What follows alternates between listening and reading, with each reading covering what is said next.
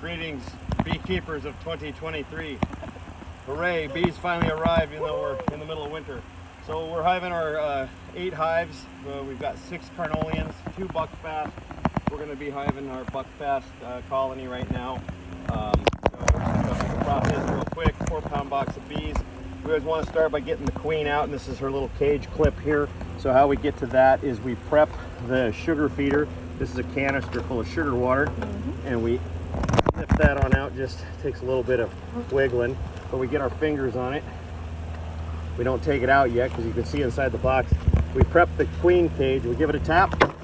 Oops, and then I dropped it.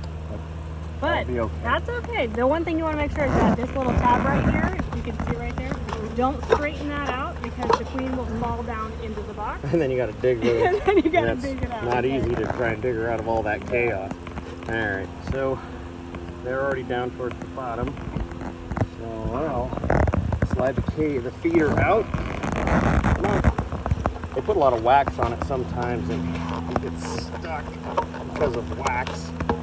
There it is. I gotta put it back in. So then we just kind of rest that back in there. We check the queen. So there she is, alive and well. You can see her with her red dot for the year 2023. We have a red dot. And she's active. She looks pretty good. So good to go.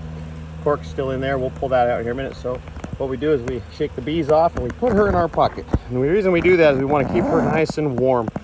You know, it's not overly cold today, but we also want to keep her warm. So now we go ahead and get the bees in the hive.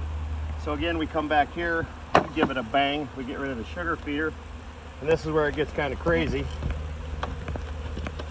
We just pour them in there. Pouring bees. And pouring bees.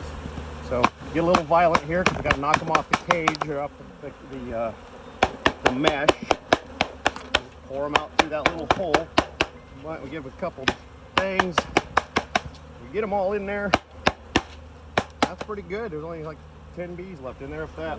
So we set that aside. And if you want to take a look down inside the hive, you give them a minute. And what they're doing now is they're going to just be climbing up on the frames themselves. And so while they're kind of distributing themselves around, I'll get my handy dandy screw out of the bucket to replace this cork with a marshmallow. But yeah, we spray the frames with a sugar solution, and so that kind of attracts them right to the frame so they can start cleaning it up. All right, so that's ready to go. So what we do now is we come back over here to the queen. We take a screw and gently, because I've seen a lot of beekeepers, they go to grit this cork out and they just push and it goes right in, and it kind of can create a problem. So you just like let the screw work its way into the cork. Don't push, let the threads work their way in. Takes a little bit of patience. There it goes. Yeah, but it's worth it. You don't want to squish your queen. Yeah. Okay, so once the screw's in there good, we keep an eye on her. Make sure she goes to the opposite end before we pull the cork. We put our thumb over it to make sure she's in there. She's still in there. Kind of hard to see with this glare. It's in the bucket. So anyway, we get that out of there. We take the marshmallow here in just a second. We have a marshmallow. My handy dandy assistant here. Okay, so one little micro marshmallow becomes the plug, so she can see she's in there. She's facing away from the opening. We take that marshmallow and we pack it in there, but not too far. We don't want to smash it in there and then push it all the way through. But now she's trapped with a marshmallow. There's the screw, babe. And so she's good to go. What we do now, face it down, face it away so the bees can attend to her. And we just come on in here and we run it right down and tuck it up underneath the frame itself and press it into the wax. Now if you look, they can get to her, to attend to her, make sure she's alive well. You take the metal clip. Oh, the metal clip just broke. Usually what we do is we bend it over like this and then hang it, but you can see how it's sticky. So what I'll do is I'm going to smash her between 2 frames. Hopefully, I might have to manipulate something here a little bit just to do that. Grab a frame with some wax on it. All right. So what we'll do here to make sure that there's plenty of access to her is we'll just peel a little bit of this wax off like that. So now that cage will sit here, but this piece they'll be able to get to her to attend to her. And what we do is we just slide that down in there and press it in, and now she's pinched between the wax comb, and so the cage can't fall out. Anyway, so now she's in there. She's got her marshmallow plug, and then we're gonna just kind of try and get more of these bees off this wall, head on over towards the frames. And what we do is we start putting some frames in. These frames, they were undrawn, so what we did is we dipped them in beeswax from last year. We saved the wax clippings from when we harvested honey, and then we melt it down, and then you just dip them. And so what that does, it gives them wax to start chewing on to turn into comb. It's just kind of gives us, because it takes a lot of energy for them to actually make comb. So this, here's a really good one, heavily coated. So they'll be able to draw that out real aggressively. Yeah, and you can buy frames that are pre-waxed, but it just depends on what's in your area. And definitely you're never going to get that much wax because the cost alone, so that's why it's nice to have yourself. Okay, so the next thing, my other assistant, I need to go have her grab me one of those little patties of, they're called pollen patties.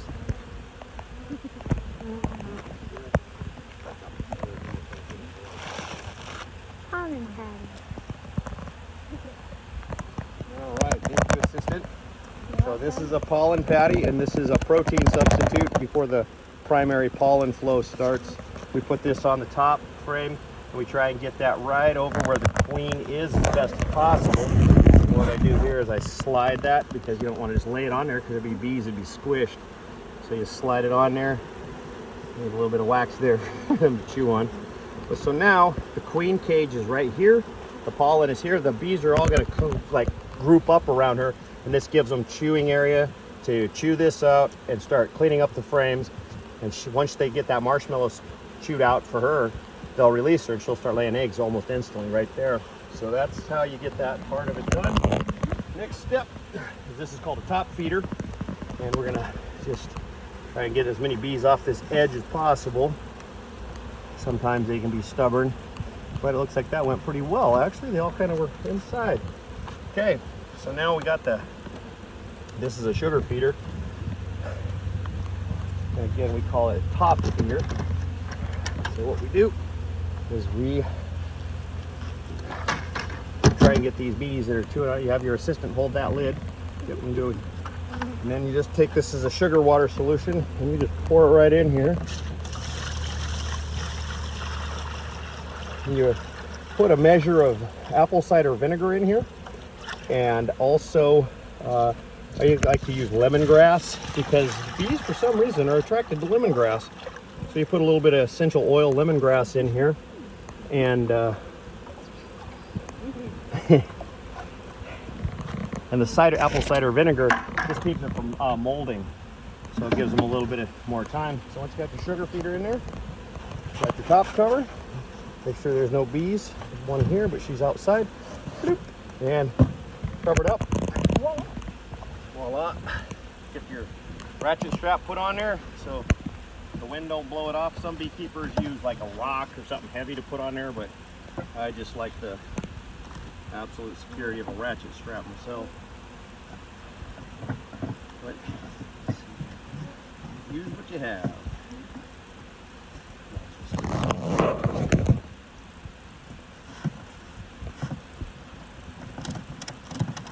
Alright, and Buckfast hive done.